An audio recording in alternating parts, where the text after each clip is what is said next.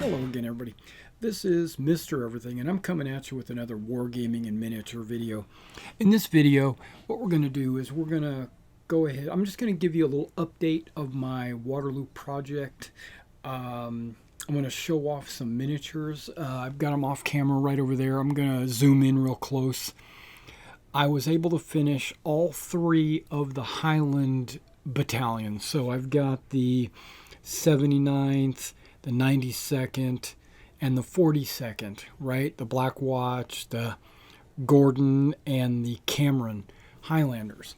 I actually, first time ever, I actually took time to paint their tartans, right? Their skirts, their kilts, kilt patterns. Normally I would just paint like one or two colors and just leave it at that.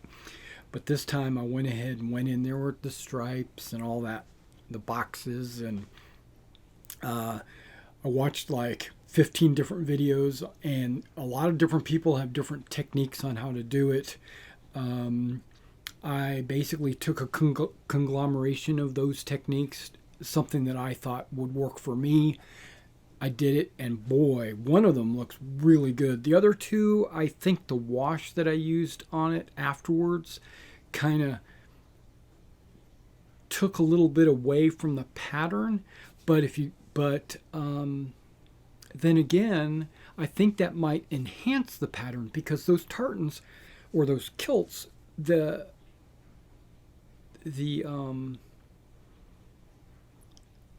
pattern wasn't super dominant on the ones that I'm disappointed with. But one of them is extremely good. I'm going to show you all of them. Plus, I got my Usagan Nassau battalion over there. Those are the battalions that I just finished recently. I have way more Allied battalions finished than I do French. I did get part of my Victrix order in. Only like one box out of like 1/5 of my order came in. The other box hasn't even shipped yet. So it's probably because UK's on lockdown, and so I'm just gonna have to wait. Just gonna have to wait for it. You know, I have luckily a lot of my Warlord orders are coming from the U.S. Because they've got a Warlord's got an office in like Arizona or something like that, a warehouse in Arizona. So luckily I'm getting all my stuff from them. And Perry, I just haven't. I did get an order in from Perry right before the UK went back on lockdown. So yeah, that was stuff for the store. But I did get all my Empress Dragoons in, so those are in. I just wanted them, but I have them in. I've got the Lifeguard, the Brunswick Lifeguard, or Lieb Guard, Lifeguard, and the Avant Guard. I've got all of those in. I got some Middle Guard figures from Victrix, which I was watching a video about those figures, and how those figures, because of the way they have the greatcoats on, you don't have to paint them up as Middle Guard. I can actually paint those guys up as just regular old French anythings during Waterloo, because of the greatcoats. I just won't paint them blue. I'll paint them like grays and browns. Okay, so I do have those. I did pick up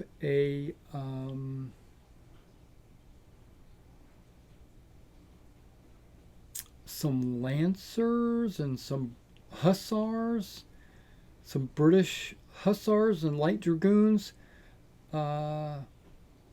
Just haven't touched them yet. Okay. Because I was doing these Highlanders. I did all three battalions at the same time. And I make, as you know, I make 24 figure battalions, I'm pretty much doing it. I've decided that I'm just going to go pretty much straight out of the book. You know, all the battalions are going to have 6 bases, 4 figures a base, and it's going to be perfect. Now, I did change how I mounted the standard bearers on the bases. I debated over this for weeks, but I decided to go ahead and do it. I put the king's color on the right and the regimental color on the left. My belief is, and my understanding from what I've read, is that that's exactly how they would have been carried. The king is always on the right. You know, just like in the U.S. flag is on the right and the unit colors are on the left. So it's exactly the same. So what I did was I took 2 bases, and I'll show you when we get up close. I put the king's color on the right base, but the left side of that base. And then I put the regimental color on the left base, but on the right side, but 1 step back. So the colors are like this. You got the king's color in the lead on the right, and the regimental color in the trail on the left, split by a base, because there's 2 bases. Then I've got my drummer and an officer and a bagpipe guy, piper, I guess is what you would call him, all on each base. So each base has a full allotment of command. They got a standard bearer, an officer, a drummer, and a piper, right? But when you put them right beside each other, it kind of looks like you got a large command section, which I thought was pretty cool. It's what it will do on the table, because you measure from the center of your unit, it's going to make it easy to find where the center is, because you got that baseline, which is in the middle, is split. I've always had problems like with Napoleon's battles or other games where I would have a command stand on an even number of figures, and when you put 6 bases out, that command stand can't be in the middle. It has to be offset. I mean, it works. You understand it. You just measure from the corner of the offset base. I'm anal. So I split it, and now I've got these 2 bases. Now the downside is, if they were to go into march column, there's no downside. I just put the king's color in the front, regimental color next, and then put them all in line. And then if they go into like an attack column, which the British don't do, but if they go into an attack column, then you put 2 bases in the lead, and then 2 bases, and then 2 bases for your total of 6 bases. It'll still look good because you'll have the 2 right there in the center. So if you do the only time that it might have any hankiness is if you're doing a 4-figure line, which would be 3 bases in the front and 3 bases in the back. What I would probably do at that point is put the king's color base in the middle and then the regimental base behind it, so there's no confusion of where the center of the unit is. I'll show you all that here in just a second. Plus we'll zoom in on the kilts and stuff so you get a chance to see all that. Okay, the next thing I wanted to say is I haven't really worked on any buildings because I still have all the buildings from when I played Quatre Bras. But those buildings are just generic medieval farm buildings, or just buildings in general. I don't have like Huguemont or La Haye Saint or La Haye Saint or Papelotte Church or any of that, right? I've decided I'm going to scratch build them. Maybe not Le Haye Saint, but definitely Hougoumont. I'm definitely going to scratch build it because I've seen the Sarissa model, and at 28, or I could pick up maybe a 20 millimeter version of it. Now that I'm thinking about it, I could probably pick up a 20 millimeter version of it because it'll still look good on the table. It just won't take up so much space. Just looking at that, I've watched a few videos of other people that have made the building, and they've kind of did a flyby of it, if you'd say, at 28 millimeter. And Hougoumont got like 6 or 7 buildings, and these are big buildings, and there's like 6 or 7 of them. Hougoumont would occupy a space, 3 foot by 3 foot or something like that, which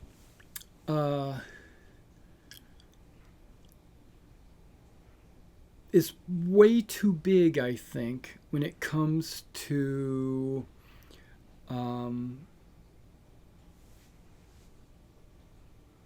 battalion only being 24 figures.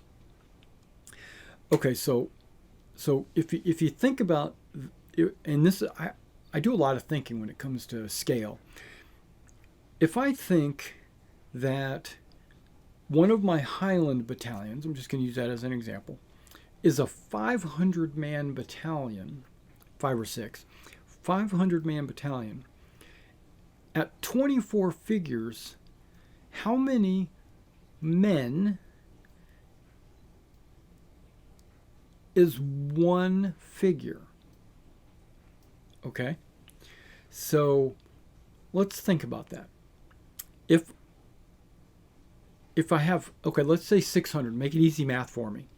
Because 600 means that one of those stands is 100 figures, 100 men, which makes each of the figures about 25 men, approximately.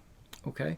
So, and it varies, because I've seen some 300 figure battalions, I've seen some 700-800 figure men battalions, all represented by the same number of figures on the table, because that's not really what's important in black powder. What's just important is just where it's located, really.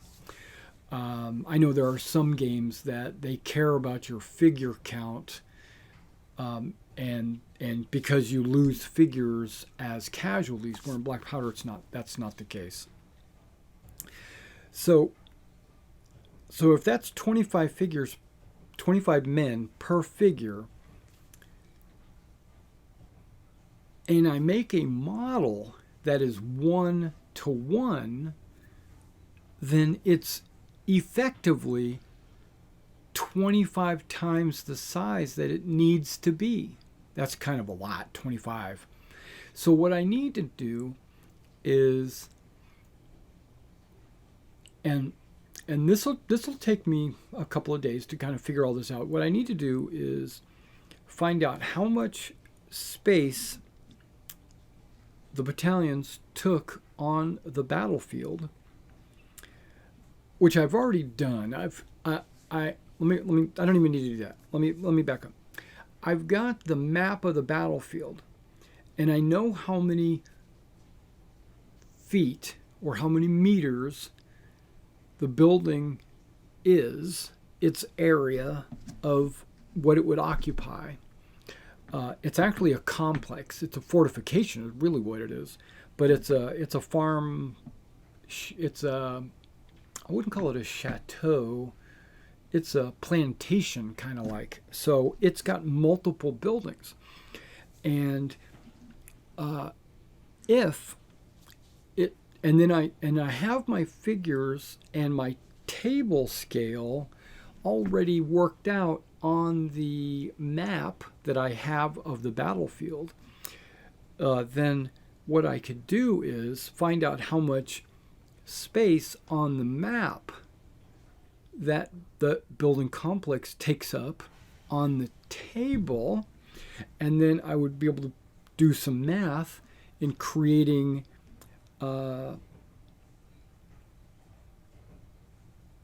I don't really even have to create it in a 1-to-1 scale. What I can do is I could create like a 15 millimeter version of the building, or it might need to be bigger than 15 millimeter, because 15 millimeter buildings are like this big, and that's how big a man is. So I'm thinking maybe I need to build a 20 millimeter version of it, or maybe not even a scale, just build it according to the battlefield map.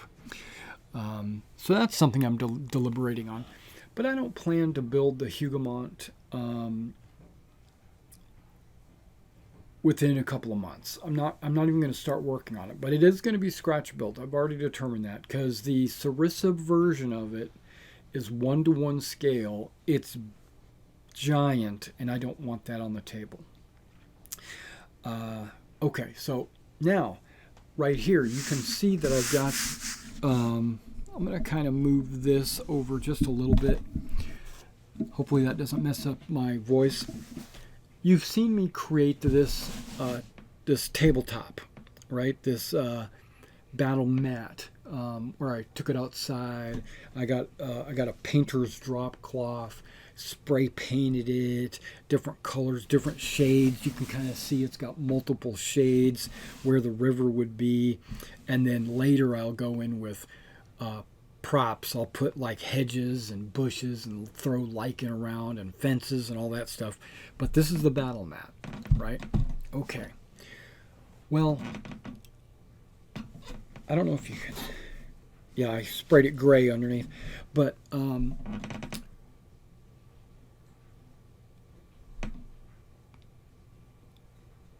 after I made this, I realized that I was shooting myself in the foot. I made this mat getting a painter's drop cloth with no seams. I specifically got one with no seams. A 6x9, because that's how it comes.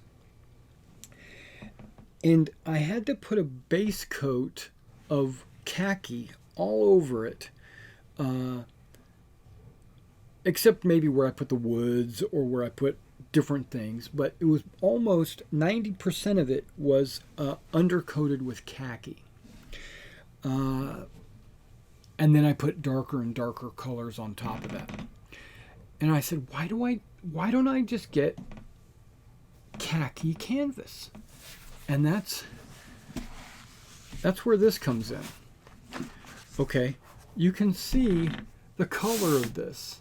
I'm looking at my monitor over there, and it looks like you can definitely see the color of this. And how this is a paint palette that I use. It's a canvas board that I use a lot of times to hold models and spray them and things like this. And this is 100% khaki. I sprayed it khaki specifically for another project, but look at that. It's like virtually exactly the same. Virtually. Not exactly, but it's like super close. So this color here, and here's the problem. I'm going to get to it in a minute.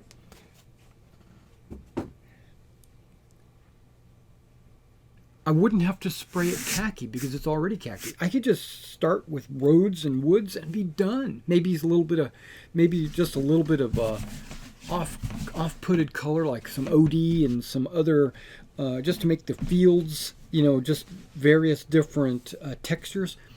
But I wouldn't have to use any khaki. I already have it. So I shopped on Amazon, and I found a company selling colored canvas at 60-inch bolts. Okay, so this bolt is 60 inches, and guess what? That's 5 feet. Guess what? My table is a 5-foot table, right? It's a ping pong table, so it's 5 by 9, right? Okay, so all I needed to do was get 3 yards of fabric. 3 yards, that would be 9 feet. So I ordered 3 yards. It covers the entire width of the table. I have not unfolded it to see if it's actually 9 feet, but I ordered 3 yards, so it better be. Okay, now here's the problem. Here's not a problem. Let me rephrase that. Here's my concern. It's a concern. This side is not the same color as this side. You can see it looks kind of golden. It's also khaki, but it's got kind of a, like, this is obviously matte, non-shiny. This is kind of shiny, and it's more golden.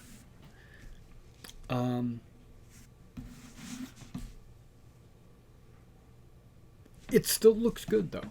And plus, if I put any kind of coating on it, just random spray splotches and stuff like that, that'll take care of most of the shine anyway, I think. So just a little overspray or whatever will just kind of disguise any of that. But I see this side as perfect, right? This side is perfect. So I'll make one perfect size, and then I'll have another side that I might or might not mess with. I might even just leave it, you know, just let it be this color and just play on this or whatever. The problem here's what I'm getting to. The color is, yes, that's also a problem. I was hoping it was this color on both sides. It's not.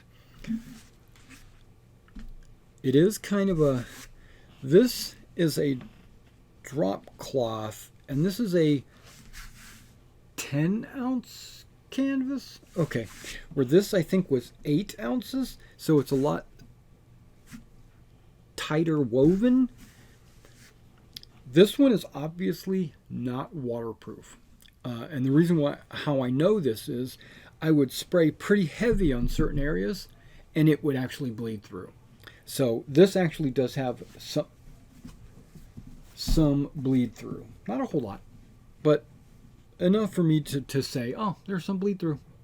If I flipped it over and made another map and there's a little bit of bleed through, it wouldn't bother me, because the terrain is supposed to be randomized anyway, right? So it's not really going to bother me.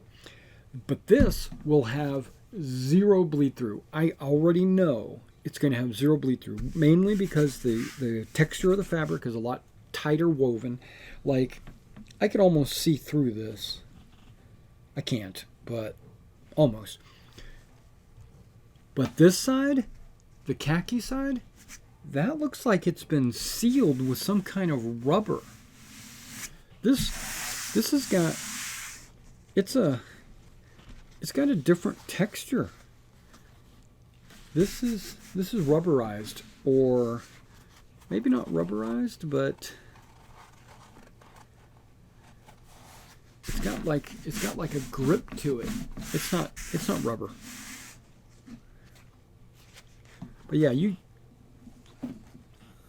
light comes through it, but light should come through it. Maybe not. But still, it's a weird texture and a weird. But you know what? I'm gonna dig it. I'm gonna flip it over. We're gonna have boxes or whatever for hills, or styrofoam, like I did at my Quatre Bras campaign that we played down at NashCon. I had styrofoam that I cut out specifically for Quatre Bras, that was specifically to the contours, and you put them under, and then you got your hills. I don't know if I want to do that. I think I want to put bespoke made hills on top of it, it will do a couple of things. It'll mean that this will lay flat on the table and it'll lay all the way across. Because when you start to lift, you notice you pull it from the side. I was noticing that at Nashville, that in some of the areas it wasn't covering the table because I was pulling it off the edge. A 9-foot one's not going to have that problem, right? Because you got that extra foot. But this one would. So, but I want to make this into, this one here specifically is going to be possibly the left and then the right at Waterloo, so I can make two sides. And then this one would be my quatre bras. Okay, so let me zoom in on these guys, and let me show you what they look like, and then that's the update. All right, guys. These are my Nassau. Right. So you got. I'm probably in the light. Let me move the light a little bit. These are my Nassau with the flankers on the sides, and those are going to be mounted on their individual, double base style, and then the magnets on the end, so I can move them around as they stand on the table, but break them apart if I need to skirmish with them. Okay, so that's the Nassaus. Let's scoot them off to the side. We got some Highlanders. We got the 79th Cameron. And this, see how I took the regimental color and I put it on one side, one base, and then I put the regimental color. That's a king's color, a regimental color.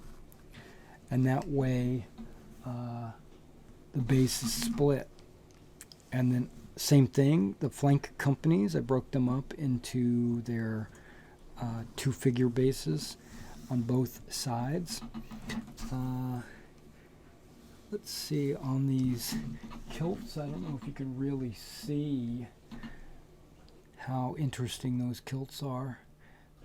Okay, let's move these guys out of the way.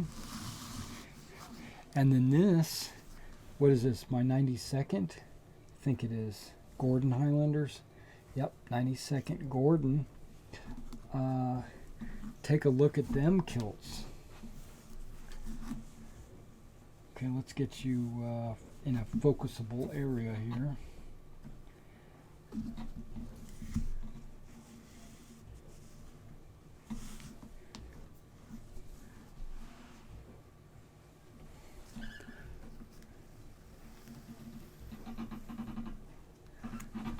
Pretty cool. I like them. And you can see how my command stands are broken up, and that they've got the drummers and the bagpipes, and then the officers. There you go. Okay, now this one here is the Black Watch, the 42nd. Squadron 42. Now they're the 42. The answer to all things in the universe. And I don't know if you can see those kilts, but they have a pattern to them as well. Right? And these guys are the ones with the blue collars and cuffs, because that's the color of their flag, right? And of course I'm using GMB flags, right? Of course, because I think GMB make the best flags. I really like them a lot. Alright guys, well that was my Napoleonic update for Waterloo. I'm making progress. I'm putting out about a battalion